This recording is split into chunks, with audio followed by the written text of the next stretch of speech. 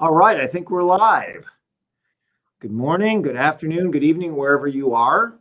I'm Dean FEALK, and I'm a trustee of World Affairs. I'm a partner at DLA Piper, and I am delighted to welcome you to our session, which is a child's right to thrive. And over the last several days, we have really been, I think, encouraged to conceptualize a more expansive definition of what health is, and the health of the individual, the health of the community, and the health of the society. And today's session is really going to focus on children. And we know that the last 18 months have had a dramatic impact on children of the world, and particularly so for parts of the world, the developing world, and poorer parts of the world in Asia, in Africa, and beyond, where it's just been absolutely devastating in some regards. And so with that context, we are absolutely delighted to have Ambassador Henrietta Fore, who knows something about the challenges and the difficulties that children are facing. And Ambassador Fore is the executive director of the United Nations Children's Fund. And so she is going to provide us with some insights, and we're going to have a conversation about what the key priorities are, challenges, and opportunities. And so we're absolutely delighted to have her here.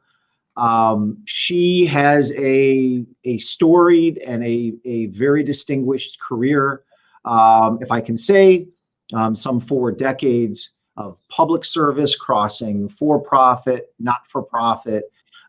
Just to give a few highlights, she is the former administrator for the U.S. Agency for International Development, USAID. She was an undersecretary of state. She has sat on the boards of the Millennium Challenge Corporation, OPIC, and the list goes on and on. I won't embarrass Ambassador Fore, but you have the more fulsome bio in your materials, and we would encourage you to take a look at them. And I think with that, we're gonna do a quick jump off. This is a short discussion. For the audience, please feel free to put your comments or your questions in the Q&A. As I say, it's a short discussion, so to the extent we can, we'll try to weave some of your questions and your concepts into our discussion. Ambassador Fore, UNICEF does such incredible work. It is, some have said it is really the safety net for children around the world, perhaps for whom the government, the nations, the people are not able to provide adequately for children. And that's a pretty heavy lift. At the same time, the Sustainable Development Goals, by our count, some 7 out of 17 fall under your purview, or UNICEF's purview. How are we doing against those metrics, and what are the current priorities, given the climate we're in? A nice small question, Dean. Thank you.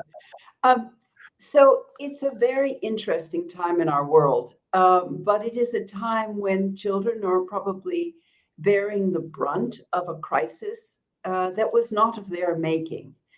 But we have a lot of children in need. And so to your point, Dean, for the Sustainable Development Goals, we see children running and laughing and crying and playing throughout all of the Sustainable Development Goals. And we at UNICEF try to focus in a couple of areas. So health, education, nutrition, water, sanitation, and protection.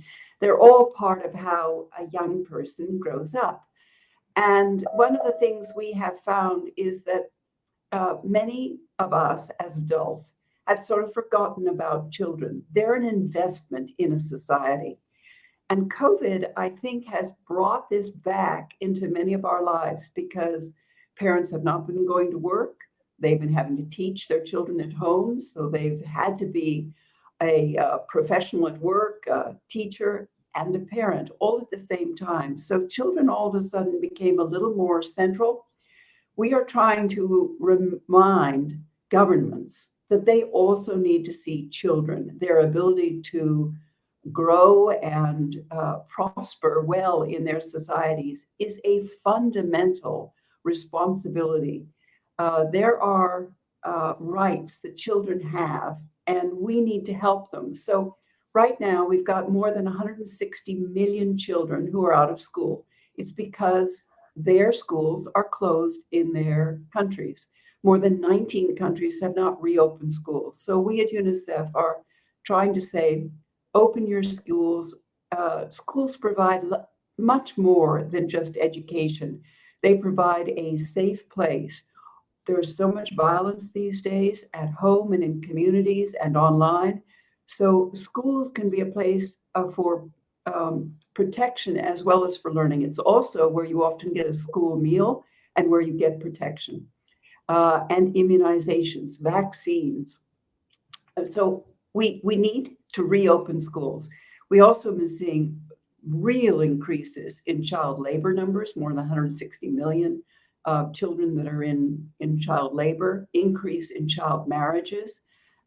We are seeing lack of food. We have more children going hungry every night than we ever have been. And there are more countries that are in conflict. And as you know, Dean, because you work in our international world, the conflicts now are longer, they're deeper, they are more severe and brutish than they ever have been. This is very hard on children. And we have just some basic needs that children need, that like clean water so that they do not pick up diseases. Children's bodies are much more fragile than we adults. And as a result, they really need to be looked after. So the long way of saying this is that children really, they need our help and they're an investment. So this is a good time for all of us to be thinking about children. Excellent, excellent. That gives us a great kind of overview of where the priorities are at. Maybe we'll zero in a little bit on, you mentioned vaccines and immunization, and noting that UNICEF is the delivery partner for COVAX, which a lot of people may not know. In fact, many people may not even, fully understand that, COVAX, which is really driving a lot of the R&D and manufacturing, and then ultimately delivery of the COVID-19 vaccinations. What is the nature of the partnership between UNICEF and COVAX? How can we understand that better? So COVAX is Gavi, the Vaccine Alliance, WHO, the World Health Organization, CEPI, which is the organization that invests in early stage scientific research and development, so the creation of vaccines, and UNICEF. And so UNICEF's role is that we are the chief procurement agent. UNICEF right now buys 2 billion vaccines a year. We're the largest buyer of vaccines in the world, and it's because of routine childhood immunizations, things like measles and yellow fever, and all of those vaccinations that we give to children under the age of 5. So when COVID came along, clearly we need to be buying this year, 2021, another 2 billion vaccines for COVID. And as you mentioned earlier, we need to cover every country in the world. So UNICEF works in all 192 countries in the world. And as a result, and we are buying. So as a result, we can reach children. So we procure the vaccines. We then send them out. So freight has been a real challenge this year to try to get them airlifted and by boats into nations and islands all over the world, because air systems had closed down and borders often closed down. And then once they're in country, it's essential that we are working with the ministries of health to move these vaccines up into the most remote villages and areas of the countries that we keep them into a cold chain, because many of these vaccines need a cold chain, and now an ultra cold chain. And we have little refrigerators, often with a solar panel, that will allow for our rural clinics to keep their vaccines ready. So our system was in place. But what we now have is we have the need to be training healthcare workers in different vaccines, different amounts. And it's the whole supply chain challenge. So syringes and therapeutics and diagnostics and protective equipment, gowns and masks. So we need to get all of this out to the countries, and we work with the community workers so that a trusted voice in a village will say, you should go get your vaccines. There's lots of vaccine hesitancy around the world. In many of the countries, the healthcare workers themselves have not been vaccinated. For many of them, especially the poorest countries, only 2% of the populations are vaccinated. So communication, the trust a community has with its healthcare system and its workers is exceedingly important. So that's what's all important in COVAX. And would we be comfortable saying that there are there are partnership lessons, whether you mentioned the trusted local provider or understanding the supply chain, that we could apply as we start to think about some of the other priorities or crises? Is this a good model? Is this something we should be thinking, more about? Well, we certainly should be thinking more about it. And we've learned many lessons. And is the system just right now? Not quite, but we're working on it. So one of the things you learn is that not every country is set up to be able to quickly approve new vaccines. Their systems, they don't have a Center for Disease Control or a Food and Drug Administration to be able to approve vaccines. But it's extremely important so that each nation can approve the pharmaceuticals that are entering their country, and that then they have a way to train their healthcare workers. But the very biggest lessons we have learned out of this pandemic are we need speed and we need scale. And if we have those two, we can address global emergencies. If we do not, we cannot address them as a world. And so I know that in the past you have spoken about the child healthcare and immunization issues more broadly, and even, of course, even before the pandemic. And so, is there real concern that the COVID-19 immunization effort is displacing? How do we see it in the broader picture of child health? I mean, these are such complex puzzles, and they're, it's sort of the law of unintended consequences sometimes. When we're moving so quickly, are we able to adjust in real time to not impact the broader picture in a way that's unintended? So sometimes when an emergency hits, you have to use the resources you have at hand. And so along with Rotary International and the Gates Foundation, WHO and Gavi, UNICEF has been involved in the polio campaign. And one of the things we had to do during COVID is to ask those healthcare workers who were doing polio campaigns if they could pause the campaigns and if they could retrain to be able to help on COVID. And for some of them, it was because there weren't transportation systems. Polio campaigns mean that you need to reach every child, and you need to be sure that they've gotten their drops of polio vaccine. And so we've had to reallocate some resources. One of the things we're worried about is that many families did not come in for routine childhood immunizations. Many of the children that were born recently, the parents just have been afraid to come. It could be because local transportations, buses are not working. It could be that we don't have very good coverage for primary health care around the world, Often a healthcare clinic can be days away by canoe, or it can be hours and hours away on foot. So it's hard for families to get there. And during this time, we have not seen as many families coming in for routine immunizations. And this is not good for measles and other diseases that can move through a community quickly. We also need to restart all of the polio campaigns, but they are restarting. And we just have word from Afghanistan that they will restart. Afghanistan and Pakistan, as you know, are endemic for polio. So basic primary health care is extremely important. It's a system. And sometimes in a time of pandemic, one part of a system closes down, and then it means that the rest of the system does not operate very well. So things like clean water.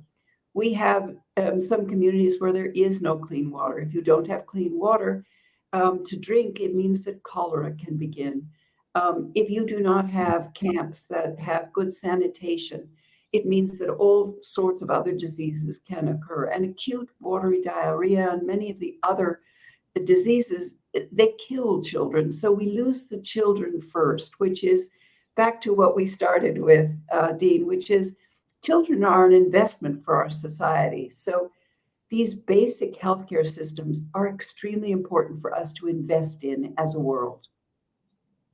And that construct, I think, of investment is one that we often hear, here in the United States and certainly other countries here, in the context of education.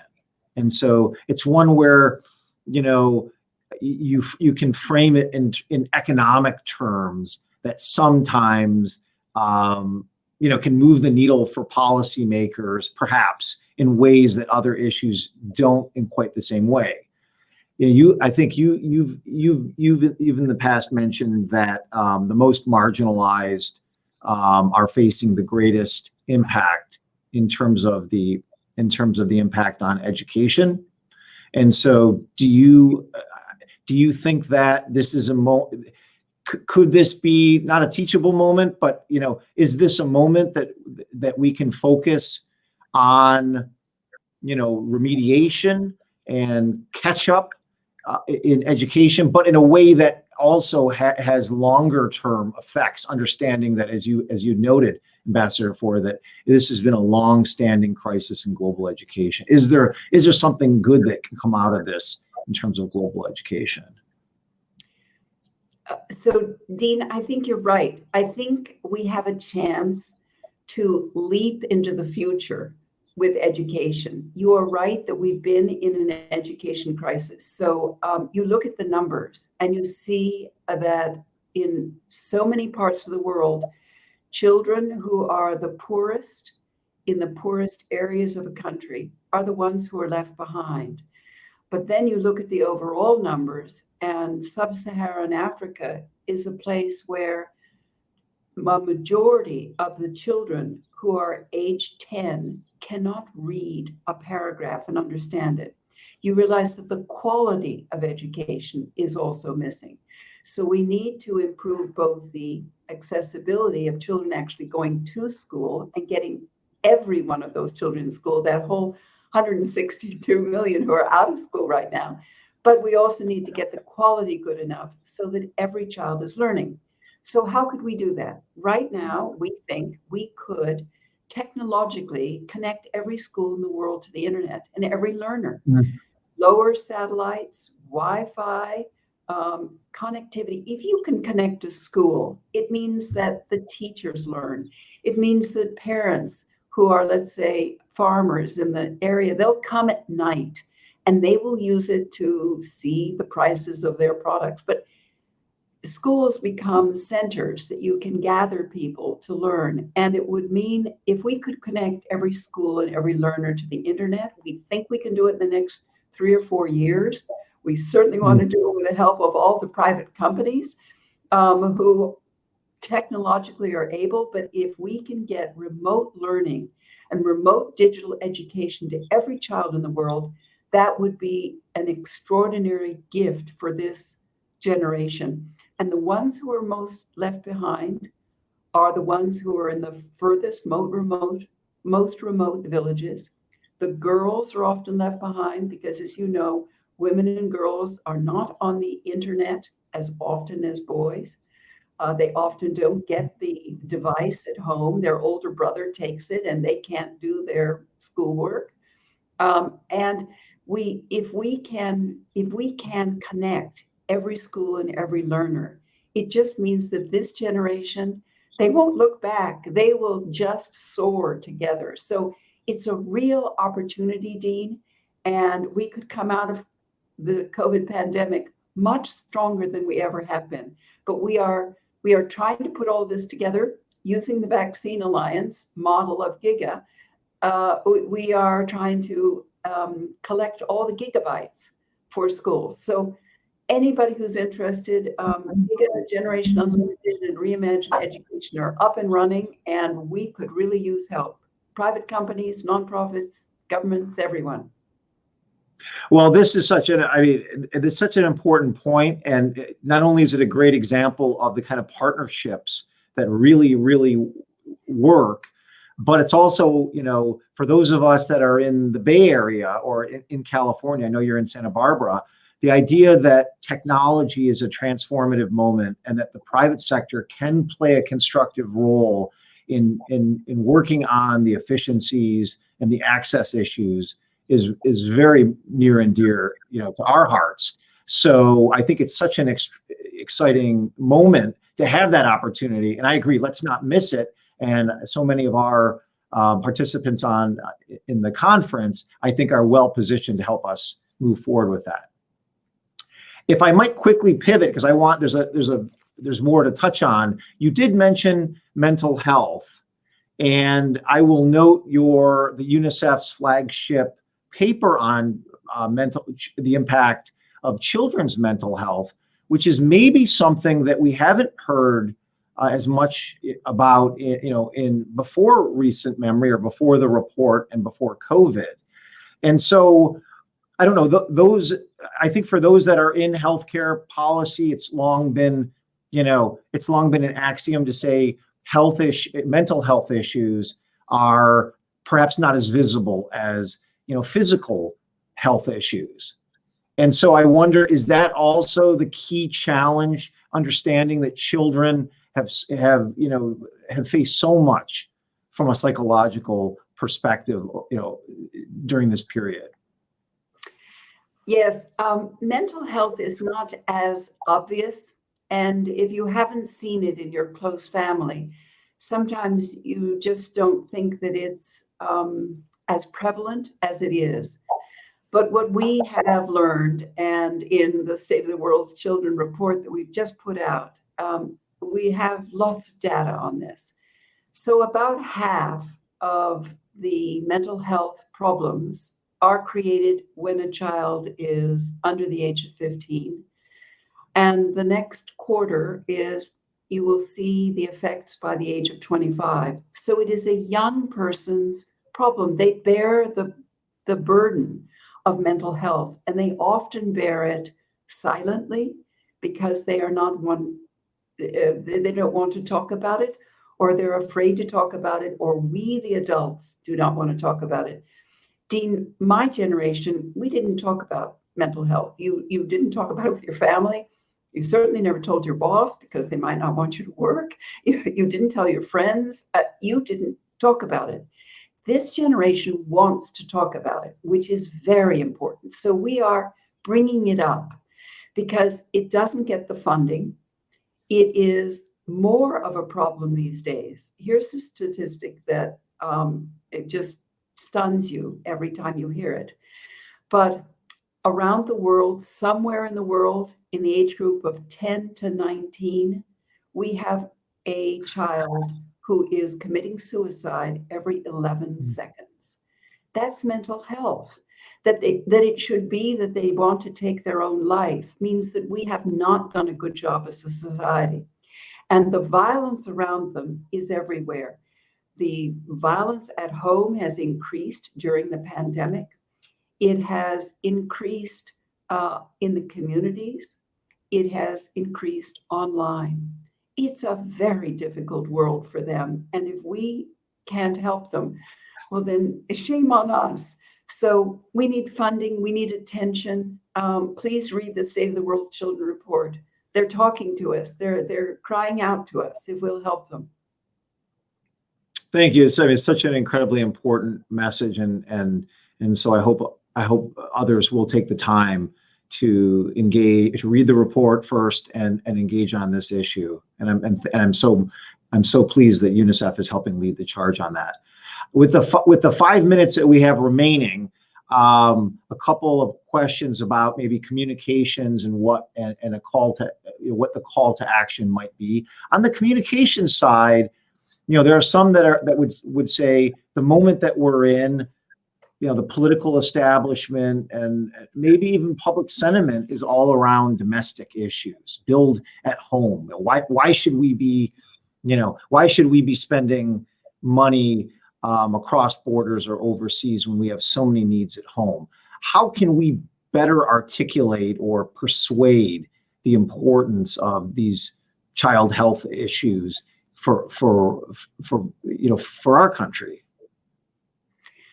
So, Dean, I think you've said it earlier, which is that there are some issues that are really global issues. So the pandemic has shown us that the movement of diseases, of a virus, a pathogen, makes a difference in our world. So if one country or one group of people are not safe, then the rest of us are not safe.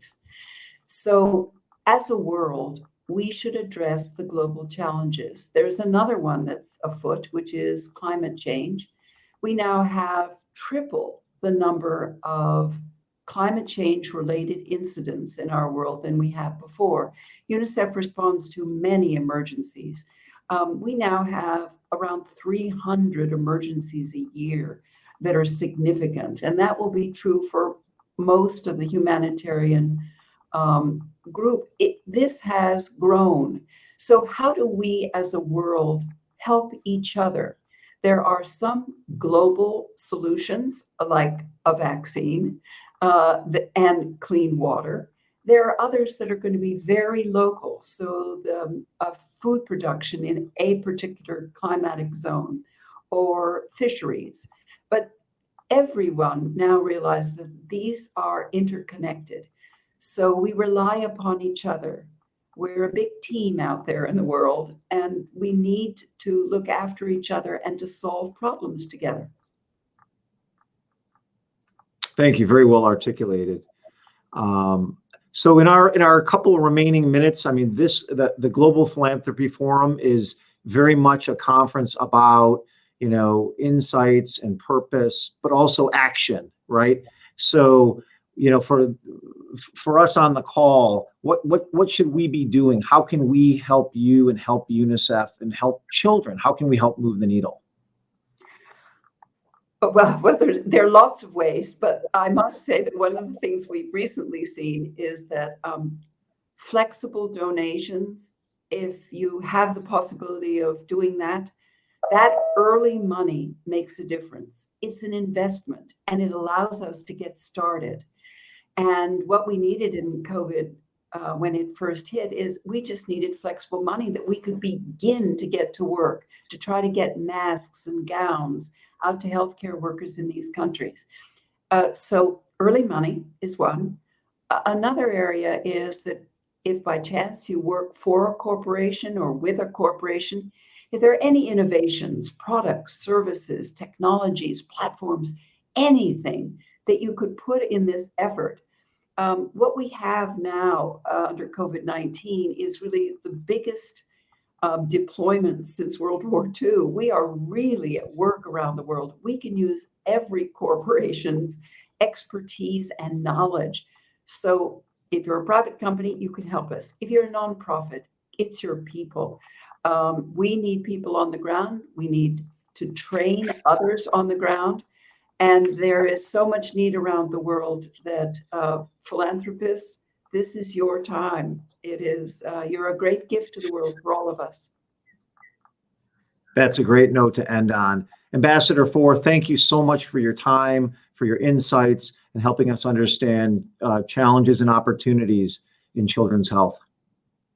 Thank you, Dean.